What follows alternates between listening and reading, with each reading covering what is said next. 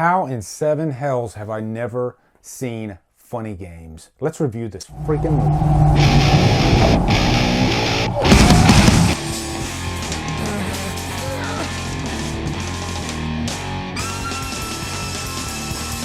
Funny Games stars Naomi Watts, Michael Pitt, Tim Roth, and is directed by Michael Haneke. What is up, guys? Welcome to another horror review. I guess this is a catalog title, Funny Games. This is a movie that came out in 2007. And I have to give a big shout out to Carly Hard. She actually sent me the 2007 version starring Naomi Watts. I've always seen this cover and I've always been curious about this movie. And then she also sent me the 1997 Criterion edition, the original version. And from what I've heard, both movies are pretty much the same. Like, this is a shot-for-shot remake of this movie. But I'm still looking forward to watching this one. But I definitely wanted to watch this one first because not because it's an American version, but because I'm a big fan of Michael Pitt and Naomi Watts. I think Michael Pitt is a highly underrated actor, actually. But first off, quick plot synopsis.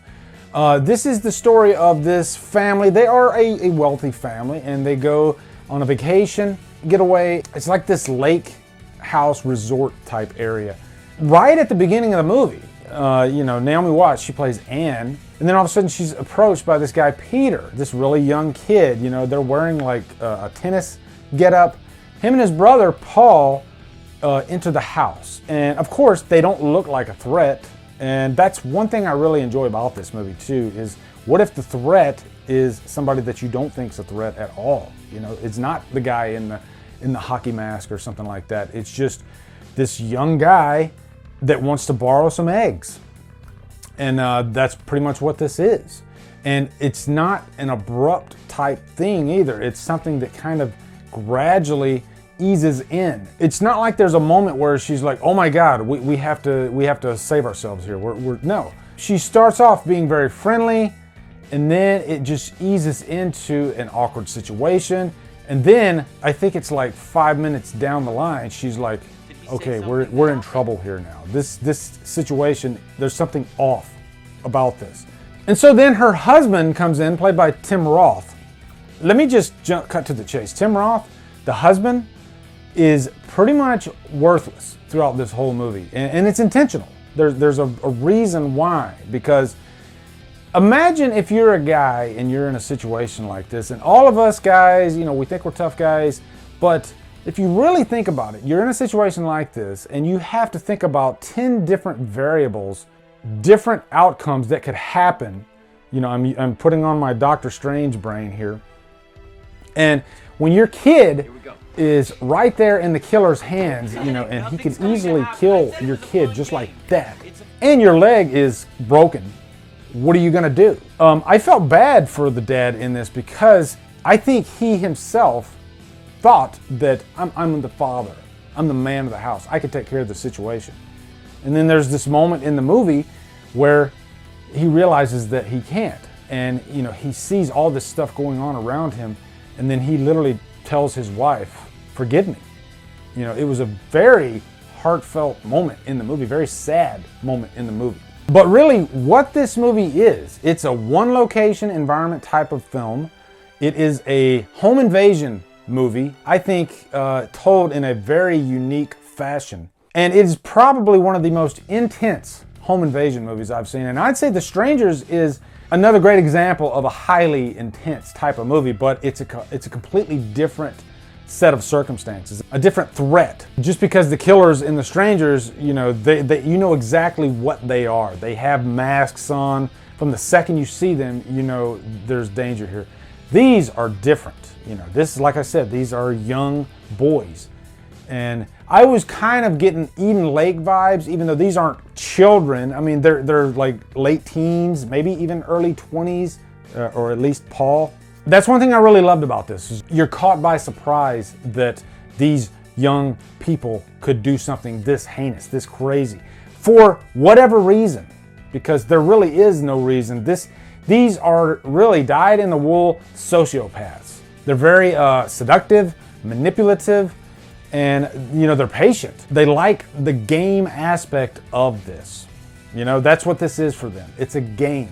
Now let's talk about the acting in this movie, because oh my God, the acting in this movie is some of the finest acting I've ever seen in a movie, let alone it being a horror movie. And I think part of that too is Michael Haneke's direction. There's a lot of scenes in this where he just lets the camera sit there, and you see like a lot of depth of field in the frame. And so you'll see like one subject like Anne in the front, and in the back you see her husband, and there's all these possibilities that could happen. And the longer that camera sits there like that, the more frantic you get as a viewer. It surprised me that something that simple, you know, and this is really like a John Carpenter type deal too. John Carpenter would do this all the time in his movies, just let the camera sit there. And he was just very smart about set dressing, making sure that there's a lot of openness in the frame in certain sections, and the possibilities, you know, anything can happen. This film does it probably the best I've seen in, you know, the last 20 years. Economy of scare. That's what this movie is, you know? It doesn't rely on like jump scares. No, it's not that type of horror film at all. It's brilliant, actually. But jumping over to the acting, there's a section in the movie where Anne, her husband tells her to take off her clothes. That's the control that these two young boys, especially Paul, played by Michael Pitt, have over this couple. He doesn't tell her to take off her clothes. He makes her husband tell her to take off her clothes. And so then there's this one scene where the camera is like behind the couch, and you see Naomi Watts sitting like in a crouching position, and she has to stand up. As an actress, what she was able to pull off in that scene, because just think about it. This scene looks like it goes on for a good 5 minutes. And if the actor breaks character for even a second, you have to stop and completely do it all over again. The way Naomi Watts and Tim Roth and even the child in this movie were able to just really dig into these characters, be in the moment. That's got to be the coolest thing for an actor, to be able to go that far into a character, so far that they feel like they are the character. There's scenes where like Naomi Watts is crying in this movie, and we've all seen those fake tears, you know, where they squirt the water droplets in their eyes. But I mean, this was just real. This was anguish. This was pain. There was so many different emotions on her face as she was crying throughout this movie.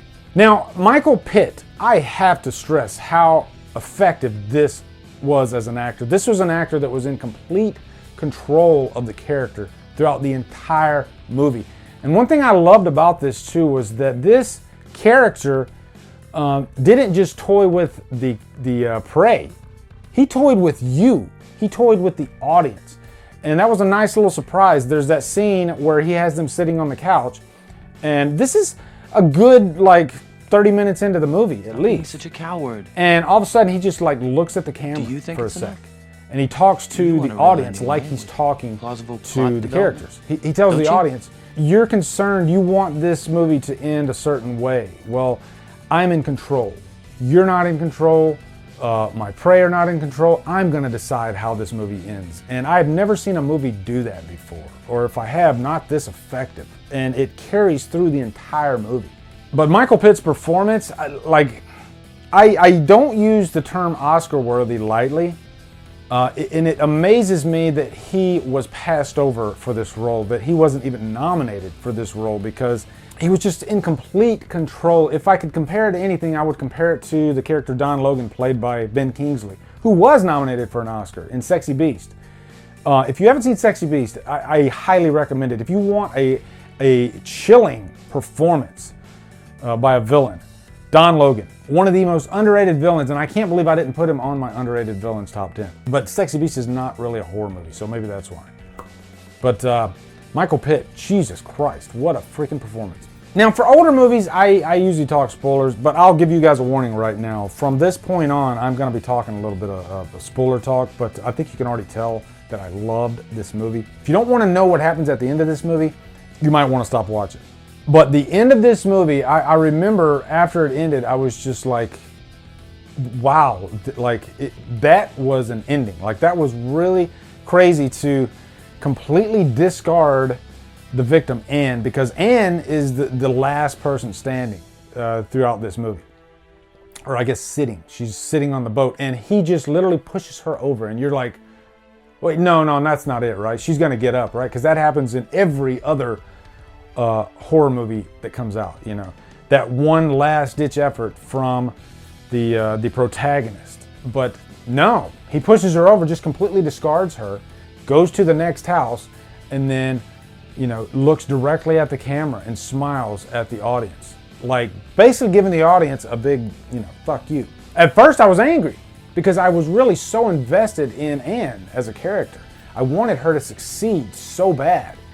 And when she didn't, I realized I didn't get my way. And this was the intention of the movie the whole way through. But you're so invested in what's going on that you don't think like there's even the one scene with the remote control where Anne picks up the gun and she shoots Peter. And then Paul picks up the remote control, hits the rewind button, and the movie rewinds itself. I've never seen a movie do that before. That's really crazy. And at first you're like, that took me out of the movie. You can't do that. You can't just change the script in the middle of the movie. But if you think back to the first time that he looks at the camera, as soon as he did that, it was in play. You know, so you had to go along with it. And this was a killer that was in complete control. But I could see how a lot of people would feel let down by that, especially that scene with the remote control. But after taking it all in, I thought it was genius. You know, like I said, this is a director who told a story that he wanted to tell, and he wanted the killer to have complete control throughout the entire run. And why not? You know, there's a million different horror stories out there. Why can't this one exist? And I loved it. I thought it was just completely genius. I thought this was one of the most refreshing home invasion films I've ever seen. The performances alone get this movie a 4 out of 5. You know, Michael Pitt, Naomi Watts, even Tim Roth. I mean, all the performances are just amazing in this movie. It's a Trapped on an Island. That's, I mean, point blank. Trapped on a freaking island, this movie is insane. Carly Hart, thank you so much for sending this movie to me. I'm looking forward to watching the original. Even though I know it's pretty much the same movie, I hear tonally it's a little bit even more harsh, if that's even possible. But wow, what a movie. So anyway, guys, in the comments, let me know what you guys thought of Funny Games. Looking forward to hearing them. If you haven't seen this movie, highly recommend you adding this to your collection. Also, be sure to come over to Killer Flicks, where we talk horror all day and every day. And on Fridays, we do Free For All Fridays. Follow me at Drumdums on Facebook, Twitter, Instagram, and Lovebox. Anyway, guys, thank you so much for watching. Have a great day, and Drumdum out.